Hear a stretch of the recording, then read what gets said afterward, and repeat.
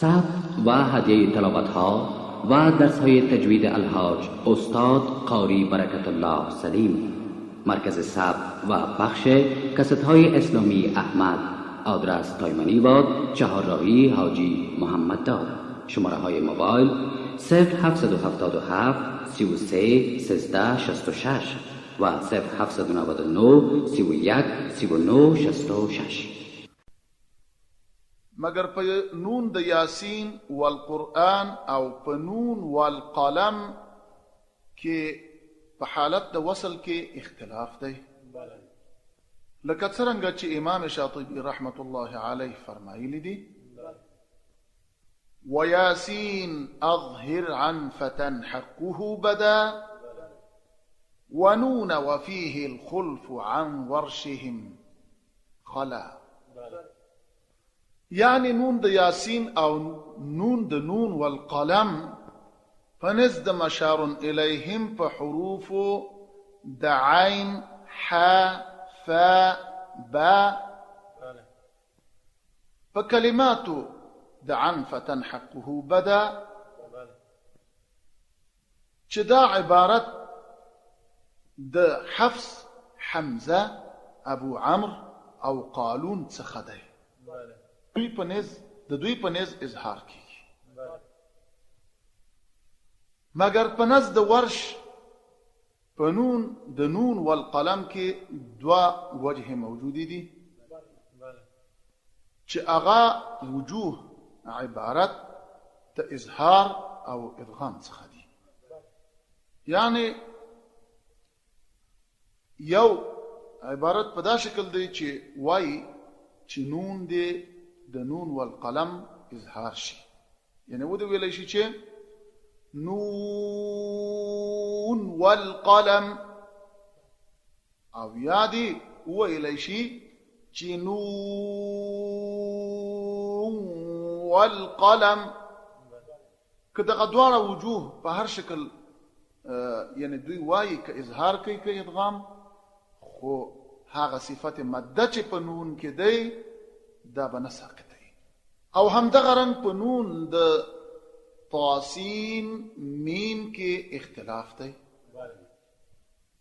امام حمزه رحمت الله علیه فرمایلی دی چې په دغه نون کې اظهار کیږي،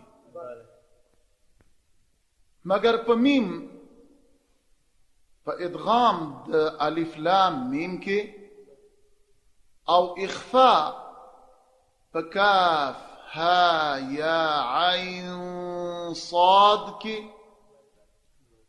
او طاسین حام او حامیم عین سین قاف، په دې کې ټول علماو اتفاق کړی دی چې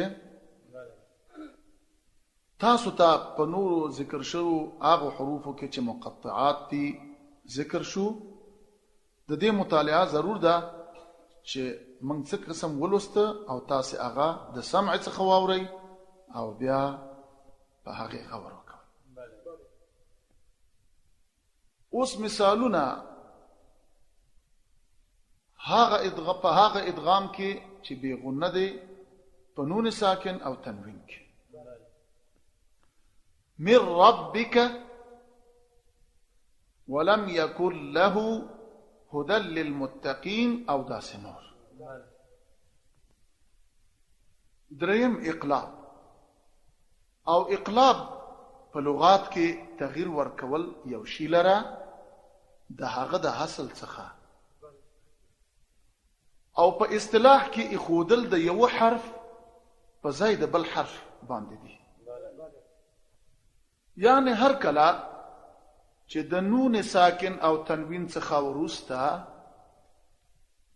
د با حرف راشي نو بیا به نون ساکن او تنوین په میم سره بدلیږي. وجه د میم د حرف د ټولو حروفو څخه دا ده چې اعرابو د نون ساکن او تنوین په ځای سره میم تلفظ کړی دی. او بل دا ده چې حرف د با او میم د یو مخرج څخه دی. یعنی تاسو پوهیږئ چې مخکې په مخارجو کې لوستي وو او حرف با د بحري حروفو څخه دی او حرف میم د بري څخه دی. یعنی د با حرف د لمدې حصې څخه ادا کیږي د شونډو او د میم حرف د وچې حصې څخه ادا کیږي. بیا د با حرف چې څرنګه د لمدې حصې څخه ادا کیږي نو شونډې تامې نیسي او د میم حرف چې دی د شونډو سرونه نیسي. نو بعض قراو ته په دې کې داسې شک هم شته او دا پوښتنې هم لري او داسې یو قسم متعارض هم واقع کیږي چې دا ولې داسې کوي د اعراب چې یا عربان قرا داسې ولې کوي چې لکه هغوی چې وایي چې من بعد د هغې وجه دا وي چې هغلته میم دوی د شونډو په سرونو او د وچې حصې د شونډو څخه او حرف د با چې دی دا د شونډو د لمدې حصې څخه ادا کوي. نو څرنګه چې میم مخکې راځي او با حرف وروسته راځي نو بیا تر نیمۍ پورې هغه د شونډو سرونه وي په غونه کې چې د اقلاب ده او بیا د هغې نه وروسته تامې شونډې جمع کیږي چې د سرونو نه لمدې حصې ته راشي. نو دې ته محقق لوستل وایي او محقق لوستل همدا دي چې په داسې لولي لکه من بعد داسې بلولي او هم داسې نور هم او هم دغه رنګه د با او میم حرف په اکثرو صفاتو کې دغه دواړه حروف په خپلو کې مشترک. مثالونه د اقلاب د کولو چې حرف نون ساکن او یا تنوین څرنګه په میم سره بدلیږي به داسې وي لکه انبأهم من بعد یا علیم بذات الصدور علیم بما كانوا او داسې نور چې په قرآن کریم کې راځي. څلورمه اخفاء. نو اخفاء په لغت کې ستر او پټولو ته وایي او په اصطلاح کې اخفاء عبارت له هغه حالت څخه دی چې په منځ د اظهار او ادغام کې ده. یعنی هر کله چې د نون ساکن او تنوین څخه وروسته حرف د حروف اخفاء څخه راشي نو آلته به بیا په نون ساکن او تنوین کې اخفاء کیږي او د اخفاء حروف 15 دي چې هغه پرته له اظهار ادغام او اقلاب څخه چې د اقلاب څخه دي هغه بیا نور ټول 15 حروف د اخفاء چې د 15 اخفاء حروف دي او جمله حروف خو 9 دي چې شپږ اظهار شپږ ادغام یو اقلاب نو 13 حروف شو او 15 حروف بیا د اخفاء دي. نو په دې وجه باندې او د اخفاء حروف با یعنی دغه دي تا ثا جیم دال ذال زا سين شين صاد ضاد طا ظا فا قاف كاف داو د اخفاء حروف چې په کومو کې اخفاء کیږي او ادای بیا باید زدکو چې داسې نشي چې ډک حروف باریک او باریک حروف ډک ولولو. نو دلته اوس تفکیک په کار دی چې باید څرنګه ووایو.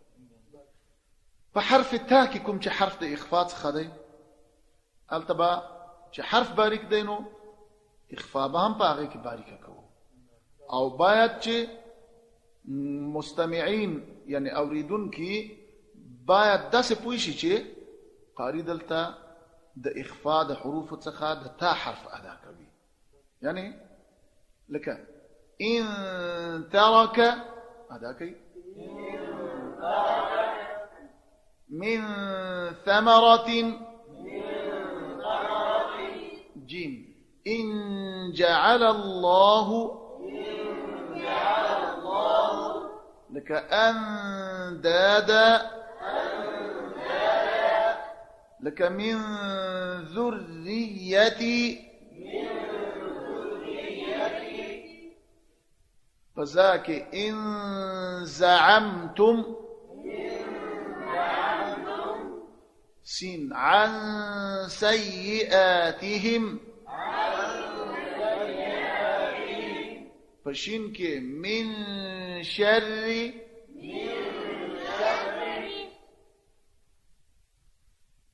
فصاد كي من صياصيهم من صلصال طا من طين تاسي دا دري حروف وسپوري ډک ولستل کنه هغه حروف دي چې ډک دي لکه صاد ضاد طا نو پدې کې به اخفاء هم داسې کیږي لکه څنګه چې دا حروف ډک دي لکه من ضل من صياصيهم من صلصال من طين من ظلمات أنفسهم نو په فا کې به بیا ډکه نه ویل کېږي ځکه چې د حرف د فا چې دی په خپله باریک دی أنفسهم یا په قاف کې چې قاف ډک دی که نه من قبلک داسې به نه وایو چې من قبلک یا من قبلک نه نه نه من قبلک او په کاف کې من كان إن كانت منكم ما شاء الله وجهه د اخفاء د نون ساکن او تنوین په مقابل د دې حروفو کې دادا چې نون ساکن او تنوین په مقابل د دې حروفو کې دومره نږدېوالی نه لري لکه څومره چې نږدې دي حروف د ادغام او نه خو دومره لرېوالی لري لکه چې لرېوالی لري حروف د اظهار پس دې حروفو لره متوسط حکم ورکړی شوی دی چې دغه صفت عبارت دی له اخفاء څخه هغه ځکه چې اخفاء یو حالت دی په مابین د اظهار او ادغام کې یعنی نه په دې کې کاملا اظهار کیږي او نه خو کاملا ادغام کیږي او فرق په ادغام او اخفاء کې دا دی چې په ادغام کې کاملا تشدید دی او په اخفاء کې تشدید نشته او همدارنګه ادغام په خپل په حرف کې صورت نشي او اخفاء په حرف کې صورت نه نشي بلکې اخفاء په مقابل د حرف کې صورت نشي او کچره د نون ساکن او تنوین څخه وروسته یو حرف د حروف اخفاء څخه راشي خو ولنون ساکن او تنوین په یو کلمه کې او اخفاء په بل کلمه کې وي نو بیا د اخفاء حکم هغه څه نه دی او ساقطیږي به ځکه چې نون ساکن په یو کلمه کې یا تنوین سره او حرف د حروف اخفاء په بل کلمه کې نو دلته به بیا د وقف په کولو کې اخفاء نه کیږي لکه من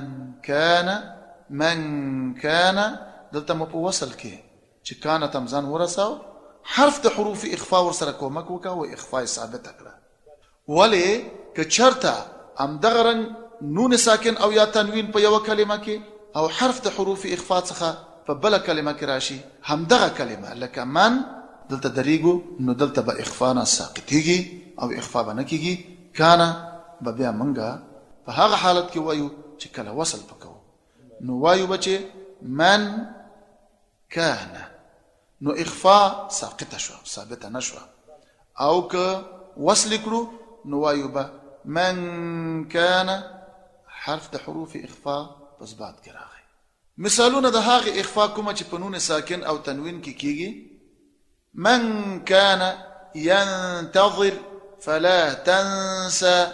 لكن یو شی واورئ چې داسې نشي چې لکه په کاف کې چې اخفا بعضې ورونه کوي، بعضې حضرات قرا وایي چې من کان په خپله دا کاف باریک دی په اخفا کې، او دوی وایي من کان. نو دې ته ضرورت څه دی چې خوله دومره پنډکی شي؟ نو بهتره دا ده چې په همغه شکل د اشکالو د حرف د حروف اخفا څخه وشي. لکه من کان دلته به د کاف په ځای کې راسا ژبه قرار کړي چې همغه مخرج د کاف ادا شي، او داسې به نه وي چې دا به ډکوي، ځکه چې په خپله د حرف د کاف چې دی باریک دی. یا فلا تنسى اخفا په سین کې داسې به نه وي چې فلا تنسى. دې ته ضرورت څه دی؟ ځکه حرف خو ډک نه دی. نو دا حرف په خپله باندې اثباتوي چې خپله حرف باریک دی، اخفا یې هم همغسې باریکه کېږي. لکه فلا تنسى یا سراحا جمیلا، دغه رنګ به دا باریک کېږي، داسې به نه وي سراحا جمیلا. ضرورت څه؟ اخو داسې حروف دي چې کله راشي لکه من قبلک، من قبلک قاف پر دی نو اخفا یې ډکه کېږي. یا من ضل، که په داسې حروفو کې چې پور وي او حروف او حرف د حروفو اخفا څخه وي، نو هلته که اخفا ډکه وکړی شي دا ښه ده.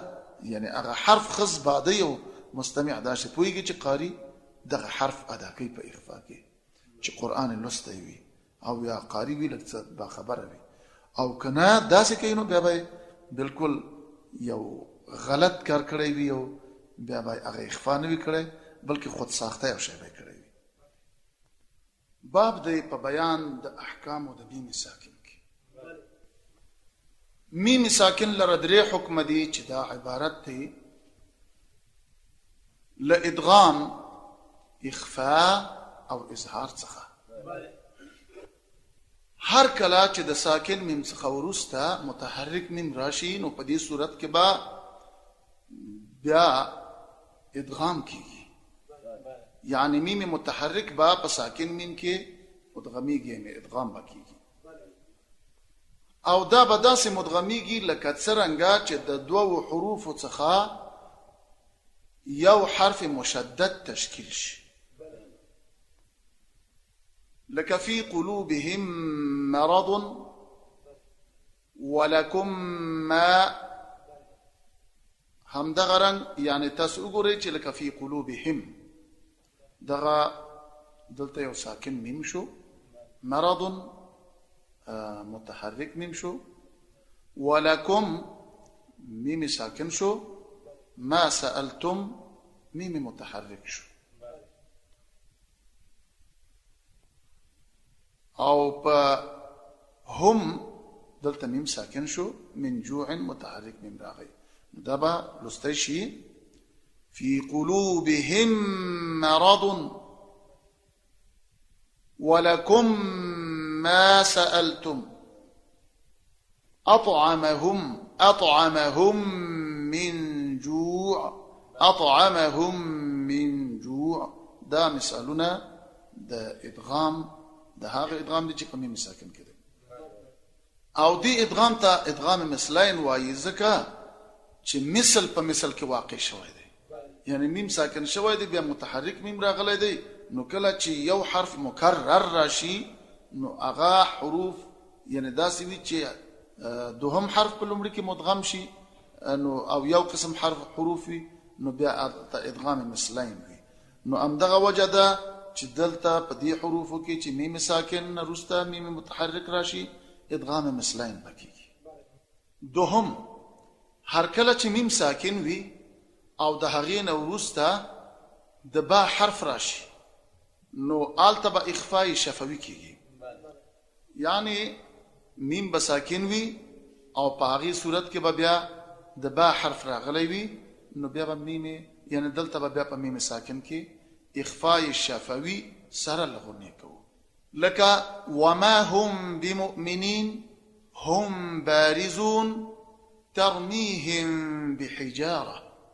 او هر کله چې د ساکن میم څخه وروسته یعنی دریم حکم داسې دی چې هر کله چې د ساکن میم څخه وروسته پرته له متحرک میم او پرته د بعد حرف څخه بل هر یو حرف راشي نو په هغه کې به اظهار کیږي. نو هغه اظهار چې په میم ساکن کې وشي او اظهار وي نو د اظهار ته بیا اظهار شفوي وایي. لکه هم فيها ايديهم وما خلفهم ولا يحيطون او همداس نور. باب دی په بیان د ادغام کې او ادغام په درې ډول دی لکه مثلین متجانسین او متقاربین. هر کله چې دوه حروف په مخرج او صفت کې متحد وي نو هغه ته اول حرف ساکن او دوهم حرف متحرک وي نو هغه ته ادغام مثلین وایي او هغه هیڅ فرق نه لري ځکه دواړه حروف یا په یو کلمه او یا په دوه کلمو کې وي. لکه يدرككم الموت فقل نضرب به اضرب به یا فلا يسرف في القتل. او په داسې کلماتو کې لکه في يوم في يوسف قالوا وهم او په امثالو د دې کې دلته ادغام نه کیږي. هغه ځکه چې په اوایلو د دې کلماتو کې مد حروف دي او که چرته په دې کې ادغام وشي نو بیا د مد حروف د منځ نسی. لکه په في يوم نو دلته في کې خو حرف د حروف مد څخه دی یا په في يوسف کې یا قالوا وهم نو دلته درې وړو کلماتو کې مد حروف دي. نو که چرته په دې کې ادغام مثلین وکړو نو خو بیا مد حروف د منځ نزي نو هغه به موږ بیا داسې لوستي وي لکه في يوم نو في يوم دلته به مد د منځ نه تللی وي او یا به موږ لوستی وي في يوسف نو په دې صورت کې که موږ ادغام وکړو نو في روسته د فانه چې حرف مد دی دا به د منځ نه تللی وي.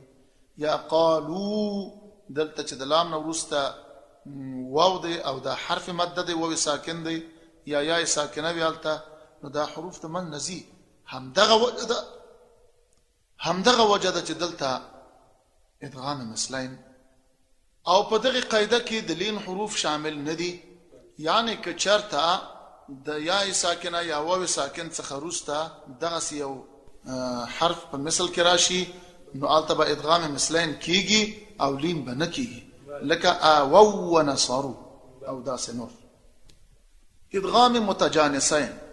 ادغام متجانسین هغه ادغام توایی چې هر کله چې دوه حروف په مخرج کې سره متحد یعنی یو وي ولې په بعضی صفاتونو کې جدا وي نو په هغه صورت کې به بیا اول حرف په دوهم کې مدغمیږي په هغه صورت چې اول حرف ساکن وي او دغه ادغام د ادغام متجانسین په نام سره یادېږي. لکه هي الهث وقف ذلك قد تبين يعني تا ساکنه دال متحرك پس دواره داسې کېږي لکه قد تبين نو دا کېږي قد تبين لکه چې دی هي الهث ذلك کېږي هي الهث ذلك أجيبت دعوتكما كيجي أجيبت دعوتكما اركب معنا كيجي اركب معنا يا وقالت طائفة كيجي وقالت طائفة أو دا سنور. ادغام متقاربين. ادغام متقاربين هاغ ادغام توايي چې هر کله چې دوه حروف د جهت د مخرج سره نږدې وي ولې په صفاتو کې مختلف وي نو هغه ته ادغام متقاربین وایي. نو په دې صورت کې به اول حرف په دوهم حرف کې ادغام کیږي یعنی مدغمیږي به په داسې شرط چې لومړنی حرف ساکن وي لکه قل ربي چې ادغام کیږي قل ربي او بل رفعه ادغام کیږي بل رفعه او داسې نور.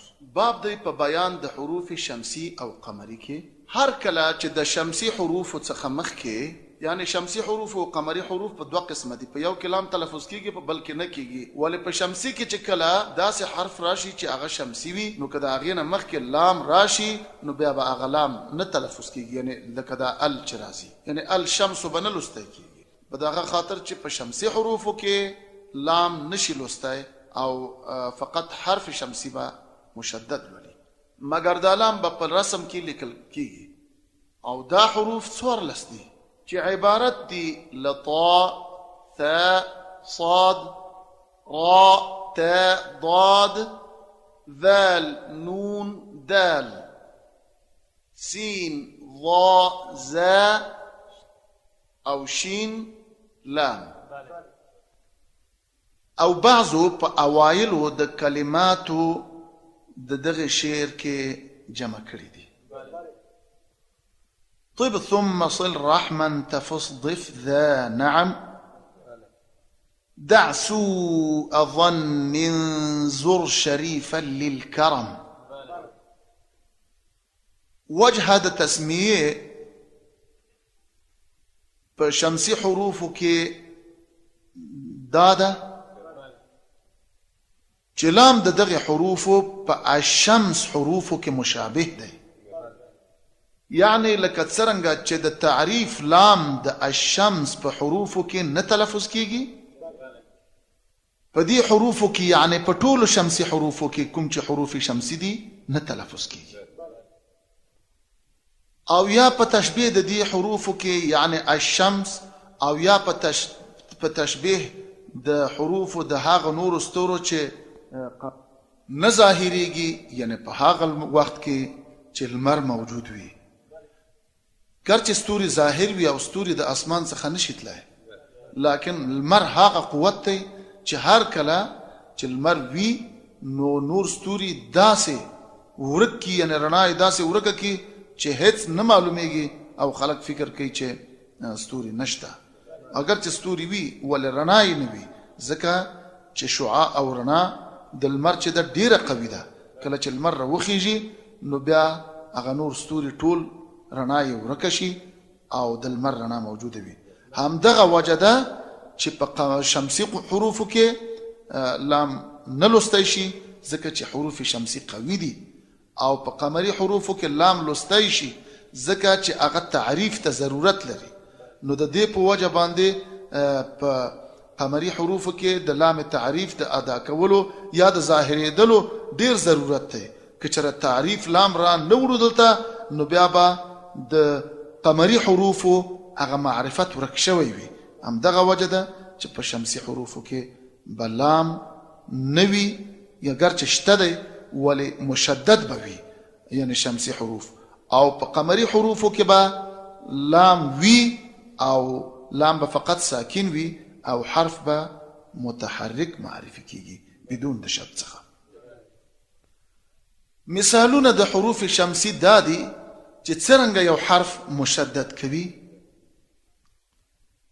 وس من که د قمری حروف باندې راوړو لکه بعضې نطاقان یا بعضې کسان چې لولي وایي النار په دې شکل لولي، وایي النارو، دا غلط دی ځکه دا شمسی حرف دی. نو دا داسې راځي چې لام ورکوي او دا به مشدد شي لکه النارو. څرنګه الظالم،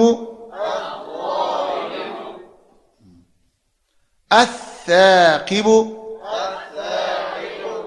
والصافات، او همداس